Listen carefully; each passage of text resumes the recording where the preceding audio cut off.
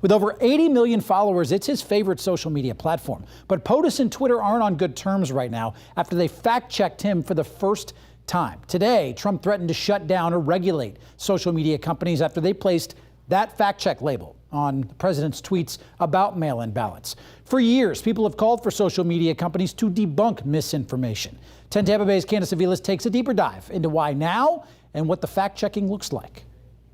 Here's a look at the tweets that started it all. President Trump blasting mail-in ballots, saying they would be fraudulent, leading to a rigged election. And right here is Twitter's fact check saying, get the facts about mail-in ballots. When you click it, it shares a what you need to know section with facts about the topic, and it lists other articles and quotes on the topic as well for you to get context. For this specific tweet, it debunks Trump's claims about mail-in voting fraud.